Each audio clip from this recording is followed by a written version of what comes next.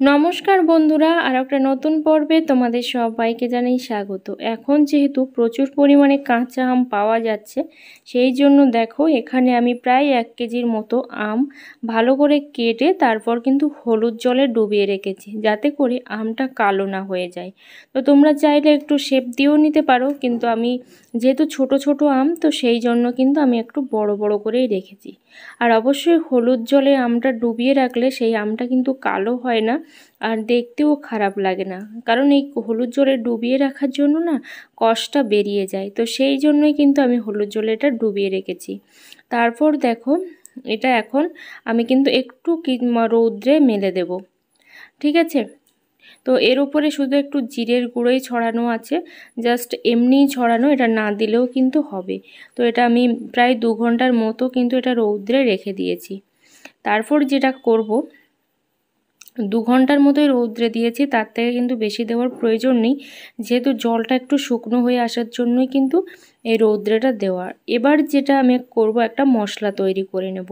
এখানে একটা ভাজা মশলা করার জন্য জিরে, মরিচ, ধনে, গোটা গরম মশলা, তেজপাতা, মেথি আর শুকনো লঙ্কা নিয়েছি। শুকনো খোলায় এটা ভালো করে ভেজে নেব। অবশ্যই আমের পরিমাণ অনুযায়ী কিন্তু তোমরা এই মশলাটা করে নেবে।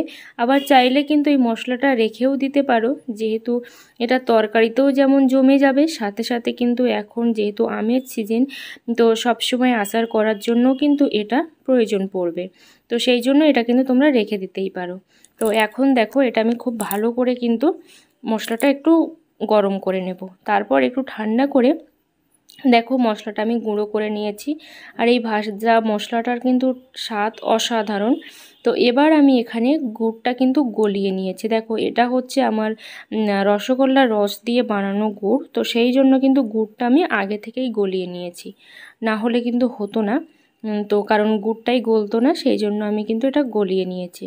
তো আজকে আমি একটু অন্যরকমভাবে দেখাবো, কারণ সব সময় তো আমরা ঝাল, লবণ, হলুদ এগুলো দিয়েই করি, কিন্তু আজকে আমি দেখো এই সরাসরি এই কাঁচা আমটাই কিন্তু এই রসের মধ্যে দিয়ে দেব। আমি সেদ্ধও করলাম না, কিন্তু ভয় পাওয়ার কোনো কারণ নেই, এই জল ছাড়াই কিন্তু এটা সেদ্ধ হয়ে যাবে। অবশ্যই একটু কিন্তু তোমরা ভিডিওটা লাস্ট পর্যন্ত দেখো, তাহলেই বুঝতে পারবে যে আমটা সেদ্ধ হয়ে গেছে কিনা।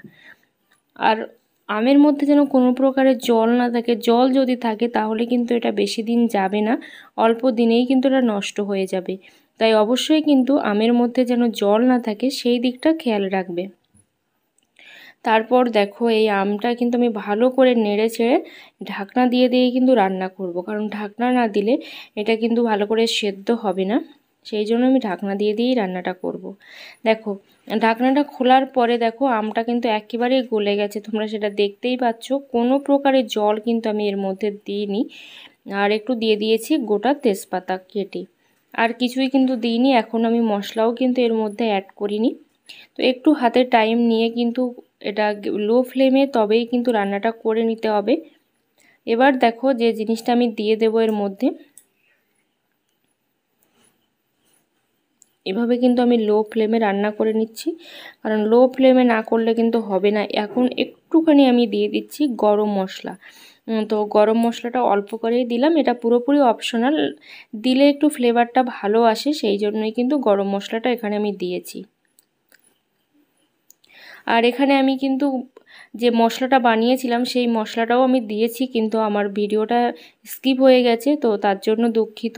তো যে ভাজা মশলাটা আমি বানিয়েছিলাম সেটা আমি 1 চামচের মতো দিয়েছি। যেহেতু আমার আমটা অল্প, সেই জন্য আমি 1 চামচের মতো দিয়েছি। তো তোমাদের আমটা যদি বেশিও হয়, তো সেটা তোমাদের পরিমাণ বুঝেই কিন্তু আমটা দিয়ে দিও, সরি ভাজা মশলাটা দিয়ে দিও। তো সেই জন্য দেখো, আর আমের ঠিক গ্রেভিটা এরকম হবে। এবার যদি গরম কড়াইতে রেখে দেওয়া যায় আমটা, তাহলে কিন্তু একেবারেই এটা শুকনো